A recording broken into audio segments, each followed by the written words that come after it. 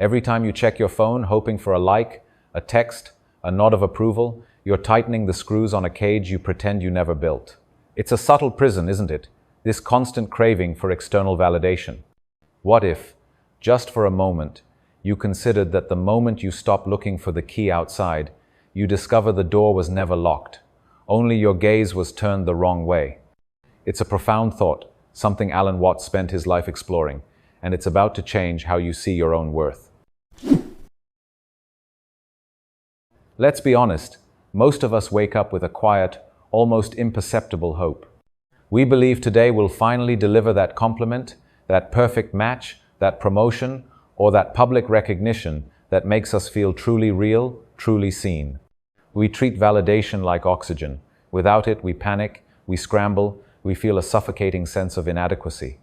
Watts, with his characteristic wit, called this the con game of society, a shell game where the P of self-worth is always, infuriatingly, under someone else's shell. You're always looking for it, always reaching, always coming up empty, because the game is rigged to keep you searching. The trap is so quiet, so insidious, because everyone's in it.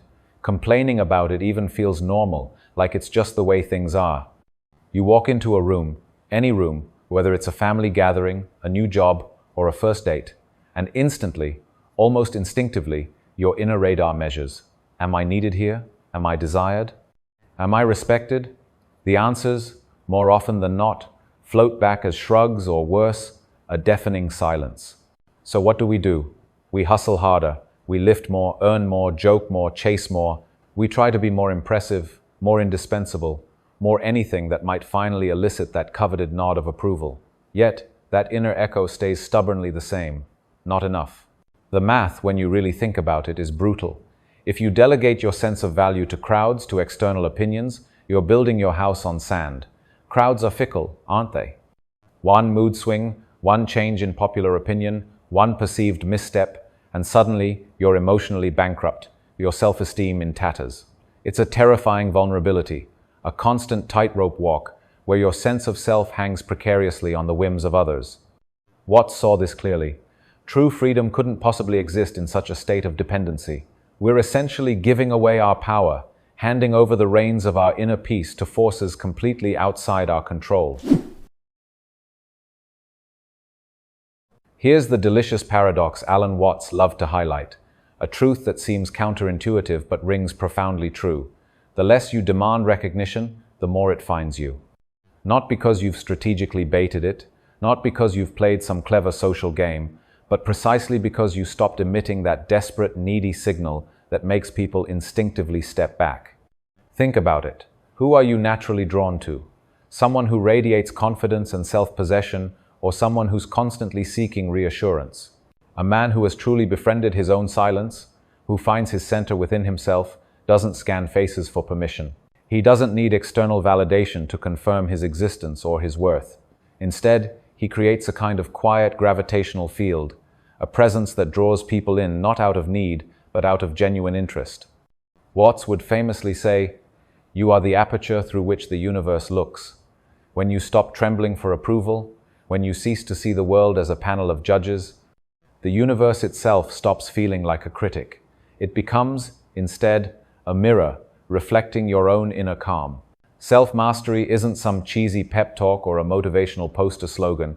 It's a fundamental recalibration of your attention, a profound shift in where you place your focus. Instead of asking, "Do they like me? Am I good enough for them?" you start asking a far more liberating question. Am I honest right now? Am I being true to myself? One question chains you to the audience, making you a performer beholden to their applause. The other sets you absolutely free to simply play your part, to live your life authentically, without the exhausting burden of trying to be someone else's ideal. That freedom, Watts insisted, is where genuine power resides. When people hear "master yourself," they often picture something rigid, ascetic, almost superhuman. They imagine a monk on a mountaintop, abs like cinder blocks, thoughts scrubbed sterile and devoid of human messiness. Watts, bless his insightful heart, would just laugh at that. He wasn't talking about self-control in the sense of suppressing your true nature or forcing yourself into an unnatural mold. For him, mastery was something far more organic, far more beautiful. It was about alignment. It's when your thoughts, your feelings, your body, and even your environment all begin to strum the same harmonious note. Think of an incredible jazz soloist, so utterly lost in the groove that he doesn't even know the club is on fire. He's not controlling the music, he's embodying it. He's not forcing the rhythm, he's marrying it, becoming one with it. That moment isn't owned or dominated, it's occupied fully, completely, without reservation. That marriage, that profound immersion in the present, gives you an absurd superpower: wholeness. You become whole, complete, in the present moment, and wholeness, by its very nature, needs no cosigner, no external approval to confirm its existence. This isn't about being stoic or emotionless, it's about being present with whatever is.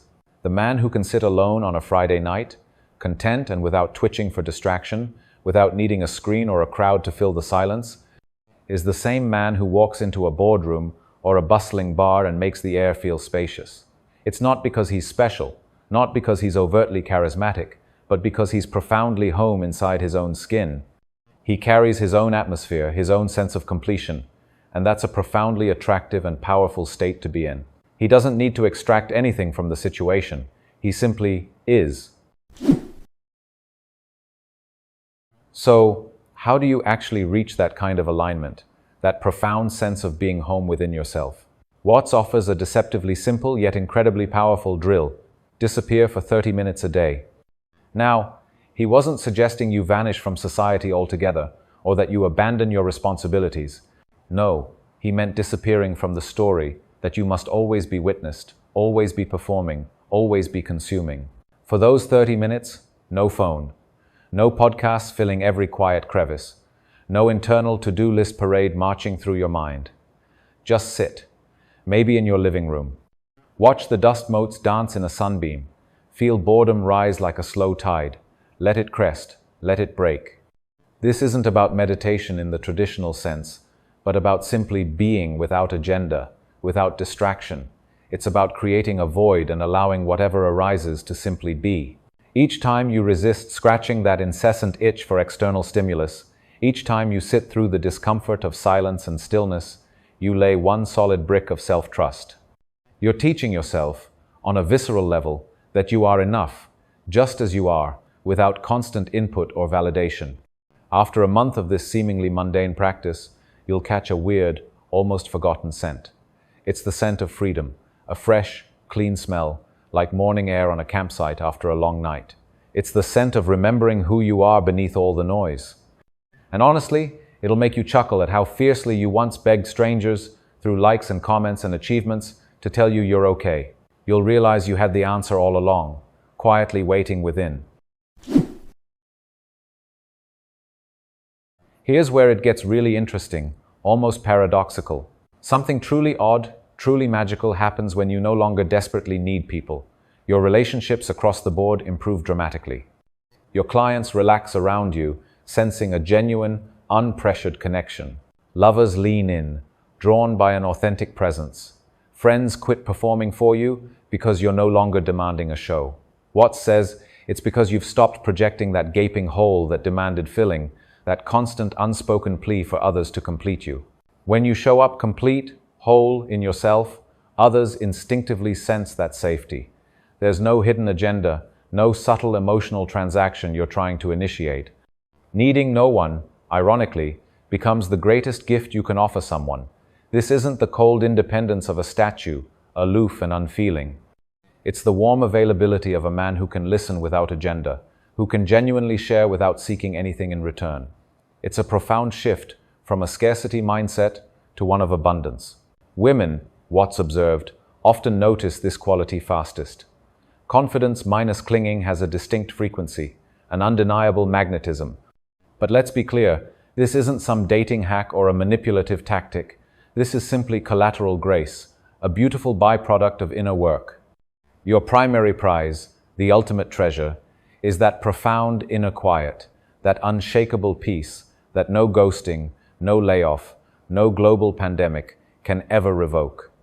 It's a peace that isn't dependent on external circumstances, but on your own internal state of being. There's one last stubborn illusion we often cling to when we talk about self-mastery, the idea that it has a finish line. We imagine reaching a point where we're done, perfectly enlightened, forever immune to insecurity or doubt. But Alan Watts reminds us, with characteristic wisdom, life isn't a race, it's musical. You don't race to the end of the song. You dance, you sway, you immerse yourself in the melody until it naturally stops. Mastery, then, is a continuous tuning, an ongoing process, not a trophy to be won and then displayed on a shelf. Some days, your ego will inevitably reinflate like a stubborn balloon, puffing itself up with self-importance or deflating with self-doubt. And that's fine. It's part of the human experience. The trick is to simply acknowledge it, perhaps even pop it again with a good laugh, and then keep playing the tune of your life. The man who truly accepts this circular upkeep, this ebb and flow of inner work, is the man who truly needs no one. Why? Because he's no longer hunting for a static, perfect state where insecurity is outlawed and vulnerability is banished. He's at peace with periodic chaos, with the occasional wobble, with the inherent messiness of being alive. And when you accept chaos, when you stop fighting against the natural rhythms of life, chaos loses its fangs. It transforms from a terrifying monster into just another element of the dance. That acceptance is the ultimate freedom. If any part of this conversation ricocheted inside your ribs, if it struck a chord, I invite you to try something tonight. Set your phone to airplane mode, resist the urge to fill the silence, and stare out the window for 20 minutes. Just be. Feel the ache of zero notifications, the initial discomfort of not being connected. Tomorrow, come back and tell me what you met in that silence. What did you discover about yourself when the external noise was muted? Comments are open. Alan Watts once said, the reason you want to be secure is because you forgot you're the very ground you're standing on. You are the foundation, the bedrock, the source. Mastering yourself isn't some grand power move, not some aggressive conquest of your inner world. It's a profound remembrance, a gentle reawakening to a truth you've always carried within. When that memory finally lands, truly sinks in, crowds can love you or leave you, it won't matter.